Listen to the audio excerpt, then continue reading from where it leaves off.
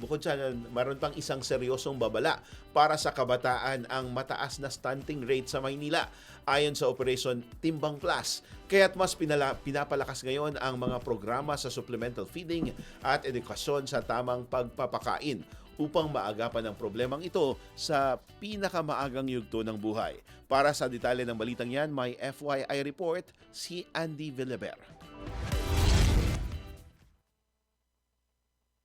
Francis Raya, nangunguna ang lungsod ng Maynila sa kaso ng pagkabansot o stunting sa mga batang edad 0 to 5 years old sa Metro Manila.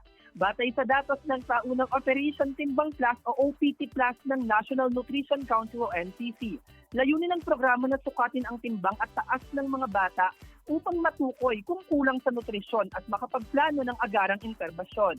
Ayon sa NNC, mas mataas ang kaso ng stunting sa Maynila kumpara sa ibang lungsod na indikasyon na may urban na lugar sa kapital ang nangangailangan ng mas pinatibay na suporta ng nutrisyon at kalusugan. Madalas na sanhi ng pagkabansot ang kakulangan sa tamang nutrisyon, lalo na sa unang 2 taon ng buhay. Kaya nakatuon ang mga programa sa maagang monitoring, supplemental feeding at edukasyon sa wastong pagpapakain sa bata. Bilang tugon, patuloy ang koordinasyon ng mga lokal at pambansang ahensya upang mabigyan ng angkop na nutrisyon at serbisyong pangkalusugan ang mga batang apektado. Ang resulta ng OPT Plus ay ginagamit bilang gabay sa pagsusulong ng mas malawak at epektibong programang pangnutrisyon upang masiguro na maayos na napapalaki ng magaan ang pag-unlad ng kabataang Pilipino sa Metro Manila.